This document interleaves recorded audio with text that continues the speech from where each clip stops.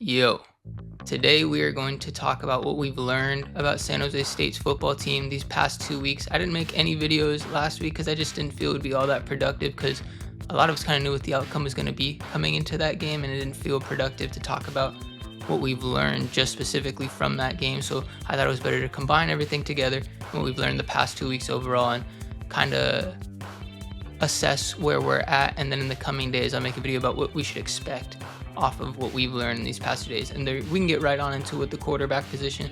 I've seen a lot of talks online, the national media, about Walker Egan, and my honest opinion is this is kind of what we expected. No, coming into the season, we knew his Achilles heel was going to be the turnovers that he made. He was very accountable at the first press conference, accountable at the second press conference. He knows his decision making is what, or his turnovers are what kill him. 13 touchdowns, 10 interceptions last year. We'll put up the stats on the board here. He knows how to get this team into winning positions, and sometimes his decisions are what is costing them those winning moments.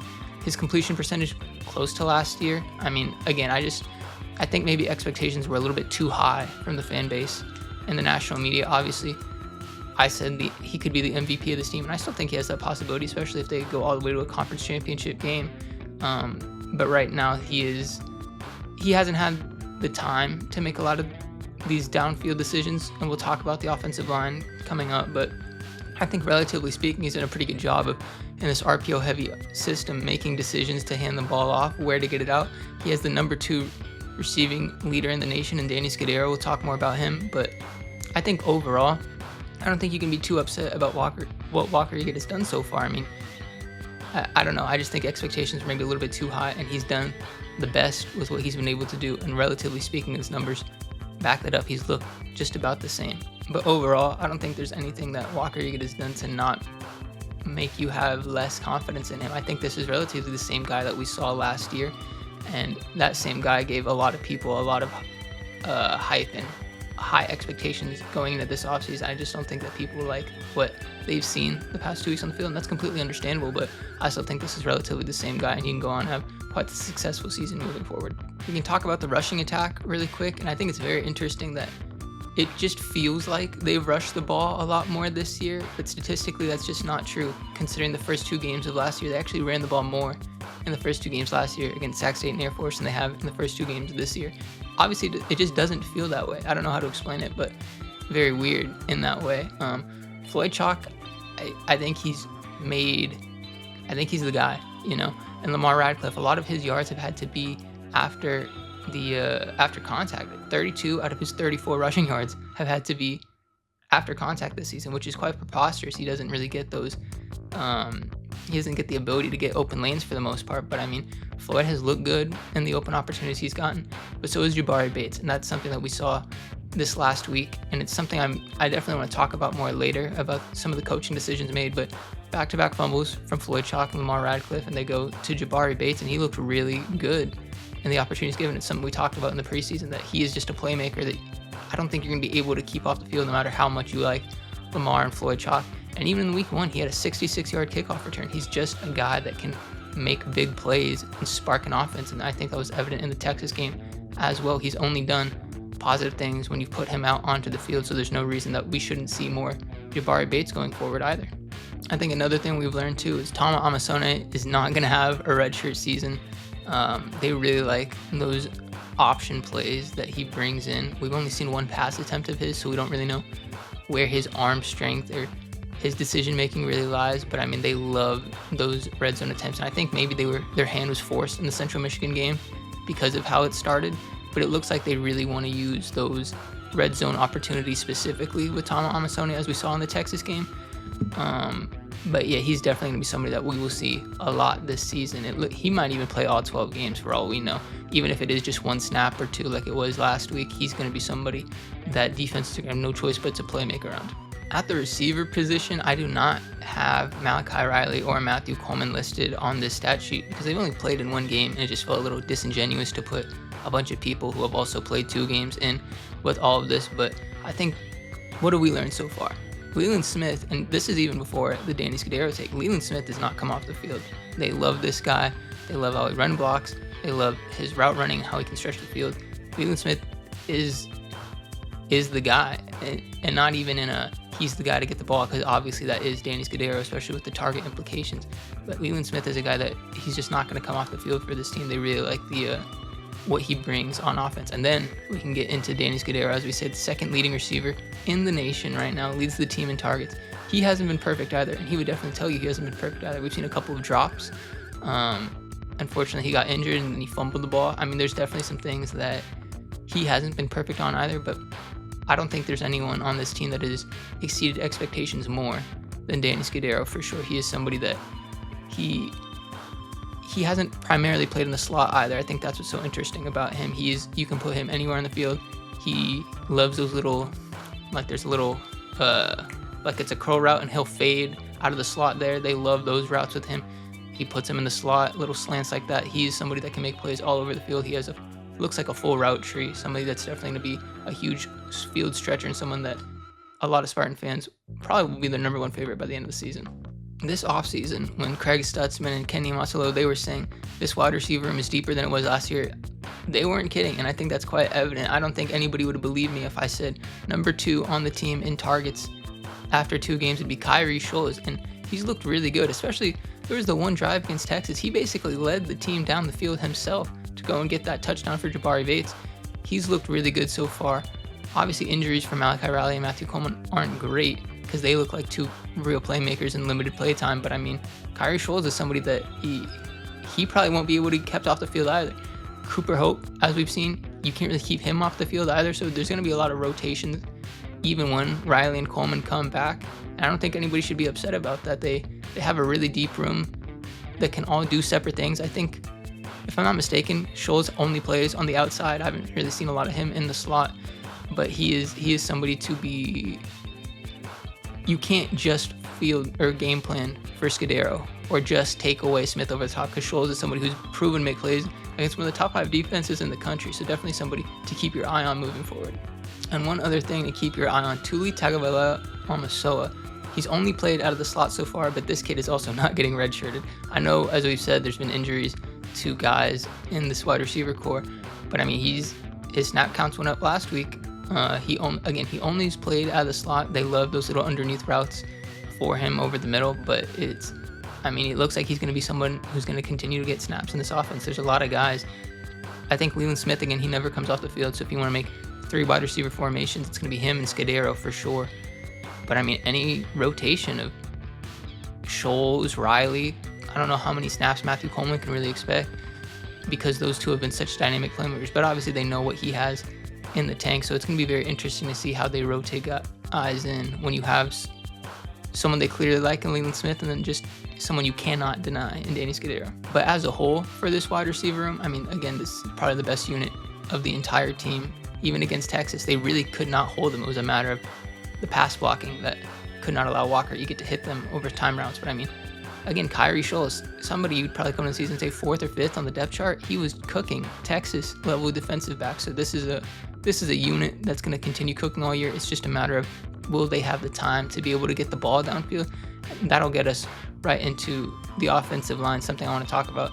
They have been considerably outmatched pass blocking wise these first 2 weeks, and per PFF, they're the 4th worst pass blocking unit in the nation, and I think it's quite evident. And it's not just like it's the performance, it's the mental issues too. And by mental issues, I mean there's penalties, especially considering against Central Michigan, big holding penalties, big unnecessary penalties. I mean, no one expected the Central Michigan game to be that close. They were 2 touchdown favorites, but when games are that close, you cannot afford drive-killing penalties as they had in that game. Backs them up against Texas. I mean, you got to clean that up. I know it's early in the season, but I think what have we learned from the offensive line? It is definitely going to be the Achilles heel for the team overall. I know I said Walker gets decision-making would be his, I guess that's his specific Achilles heel, but when he gets blitzed and when he gets pressured, he ends up making unfortunate decisions like he has. Obviously, there was the first drive against Central Michigan where that was completely done on his own, but the offensive line is going to need to be able to give him some time to make correct decisions and push the ball downfield, and so far it doesn't look like they've really been able to do that. It's been a little bit evident that they didn't add anybody in the portal. Malik Williams left, I understand, late in the portal opening season, but they didn't sign anybody to the offensive line. They recruited a couple kids this past season, but it's a unit where I'm going to be interested to see who are the final 5 by the end of the year, especially because we didn't see Tyler Chen this past week. He didn't play, and Daniel Maloney got in a little bit, but I mean, Tyler Chen's by far, I would say, their best pass blocker, their best run blocker, and if he's not going to be in, there's going to be even more struggles to attach to this offensive line. What have we learned from Derek Odom's defense through these first 2 games? It's not their fault, I would say. More than half of the points that have come against them have been off of turnovers so far. 6 drives of this season have already started in their own territory. I mean, they've done the best with what they can do. The 7th best defense on third downs in the nation. They've only allowed 4 out of 24, 25. I mean, they've just been so good to start the season. And obviously, I can't not mention that Texas new quarterback, and he's struggling, obviously, Arch Manning.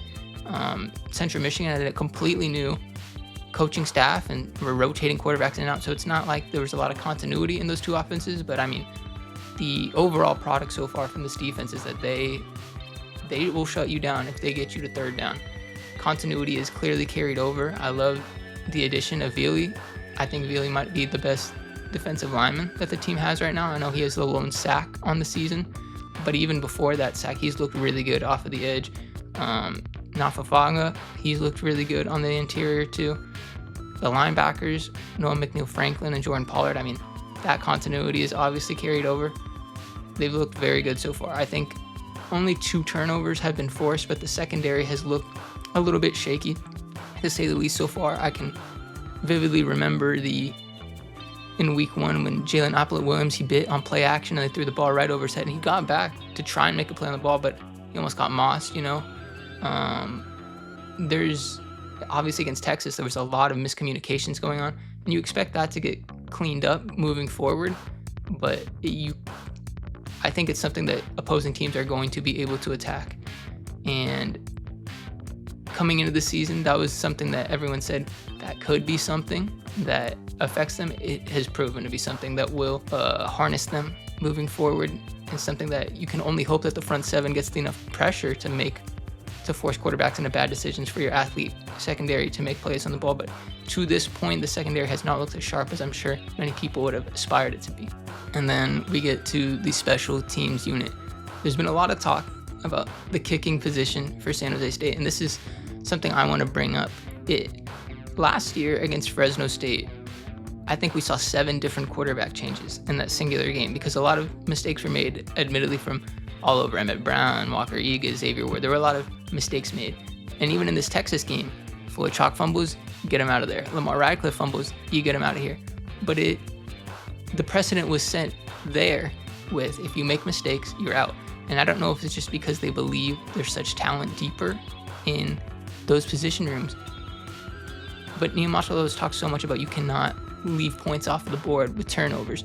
And that's something that, proven in the Fresno State game, proven many games last season, quarterback speaking wise, but proven also against Texas, that if you cost them points, you will get pulled, except for special teams. And I don't know if that means that the kicking battle was not as close as we were led to believe between Dennis Lynch and Matthias Brown. But we have yet to see Matthias Brown still. They have this bye week. We'll see if anything comes out of it. There's no press conference this week, so it'll be definitely a question to ask for the week moving forward. But he hasn't made a kick yet. I think everyone has gone far right.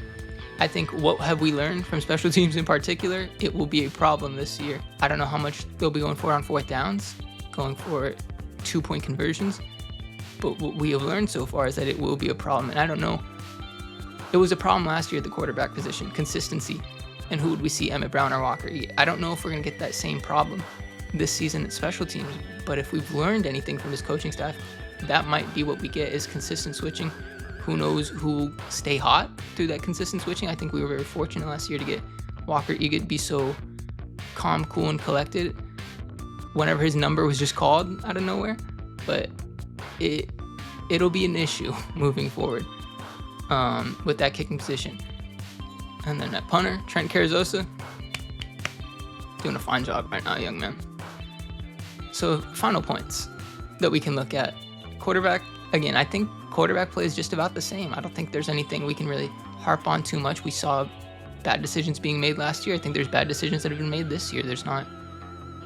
I think expectations, again, were just set a little bit too high. Now that we're a little bit back down to earth about Walker Eagle's play, I think we know where he'll be getting you about 250 yards, 300 yards a game. Obviously, this is a high power offense, so maybe that goes up to 300 during conference play, but we kind of know what to expect. Maybe 2 touchdowns and an interception at some point in a given game. It's more about managing how many turnovers you get in a game and how the defense recoups. But at this point, I mean, the defense knows how to recoup. They can hold you in a game against Central Michigan, obviously. And I'd imagine they'll hold them in a lot of games this season against conference opponents. I think the strongest side of the ball this season is going to be the defense, and that'll keep them in a lot of games moving forward this season. Offensive weapons, they're going to be some real guys. If you can get the ball into their hands, it looks like, especially yak-wise, Danny Scudero, if you get him in open space, he can be gone. Leland Smith, if you get him on one-on-one coverage, I know he had a drop before he made that spectacular catch against Central Michigan. Obviously, he had the no catch against Texas, but if you can get that man one-on-one, he can be a real problem for defenses. So if you can scheme him up one-on-one, you get Danny Scudero somewhere on the opposite side of the field. I mean, there's just weapons all over the field, and this isn't even considering the Malachi Rileys, the Kyrie Scholes, the Matthew Colemans of the world. Offensive line, they will be a struggle this year. How will you get the ball out quickly to your playmakers? We talk about getting the ball downfield to Leland Smith, but he hasn't gotten targeted as much as a Kyrie Scholes or Danny Scudero because it looks like his routes develop more downfield, and you need time to hit those downfield targets. So how will you manage the offensive line moving forward this season? That's going to be a big thing I think I've learned this season, is that Walker gets going to need time to make these correct decisions. Can the offensive line give him that time? To this point, we've kind of gotten a no. Special teams will be inconsistent this year. I think that's probably the number one point a lot of Spartan fans have learned this season. Special teams will be a little bit inconsistent. The questionable coaching decisions, it looks like they'll persist. I know some people were unhappy about the Texas game. I was left more questions with the Central Michigan game about certain decisions being made. But I think what's most questionable is your willingness to pull players off of certain turnovers. And this kicking battle, we've seen a lot of consistency. Getting a little fancy in the red zone. I think that's something that we've seen a lot through a season and 2 games now. And then again, that front seven of this defense, it will lead the team this season. They looked really good to start, especially against higher tier opponents. I mean, they kept showing on ESPN that graphic, like, look how much smaller San Jose State is than Texas, but they were doing a really good job in the trenches there. I think a lot of the issues were coming in that secondary. I like the pressure that was coming off of the edge for the most part. Arch Manning was scrambling a lot. And obviously Texas had some drops in that game, but I like the pressure that was generated against one of the biggest offensive lines in the nation. So really good job by that unit there. It'll be the secondary that might be a stride behind at certain moments, and how quickly will they catch up to the continuity that the front seven has already gotten. That should be all that we've learned so far. If you have anything else, please leave it in the comments. I appreciate you for watching this video. Please subscribe and let me know if you want to see anything else moving forward. I will have a what we can expect video coming after what we've learned here, but that is all. Thank you for watching.